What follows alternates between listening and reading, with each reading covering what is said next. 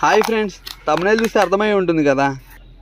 మనకి main reason వచ్చేసరికి మంచి క్వాలిటీకి వెళ్ళిన పిల్లని ఎలా అవుట్పుట్ ఇవ్వాలి. అవుట్పుట్ ఇవ్వాలి అంటే కనుక మన దగ్గర మెయిన్ వచ్చేసరికి మంచి బ్రీడర్ ఉండాలి, మంచి పెట్ ఉండాలి.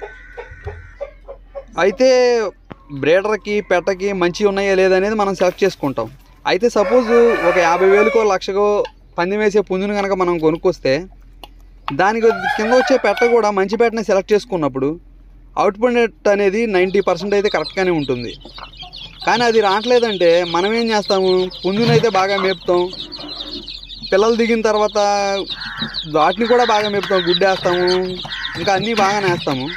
కానీ మనం వచ్చేసరికి పెట్టలను అయితే అసలు పట్టించుకోం. మెయిన్ మనం పట్టించుకోవాల్సింది పెట్టలనే.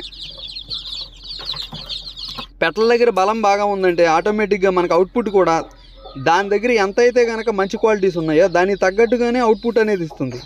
కాబట్టి పెట్టలకు వచ్చేసరికి కూడా పుంజుతో పాటే డ్రై ఫ్రూట్ కానీ గుడ్లు కానీ ఉడకేసి పెట్టడం వల్ల మనకి పిల్లల అవుట్పుట్ అనేది చాలా బాగుంటుంది. రేపు పొద్దున వచ్చే పిల్లలు కూడా త్వరగా మునగ తీసుకోవడానికి, రోగం రాకుండా ఉండడానికి కూడా చాలా అవకాశం ఎక్కువగా ఉంటుంది.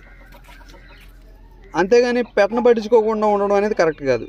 ఎవరికైనా కనుక ఇంకా ఏమైనా ఇన్ఫర్మేషన్ కావాలనుకుంటే కనుక కామెంట్ చేయండి. ఇది వచ్చేసరికి నా ఎక్స్పీరియన్స్లో నేను చెప్పింది. మీకేం తెలుసు అనుకుంటే మాత్రం సారీ, థ్యాంక్ యూ.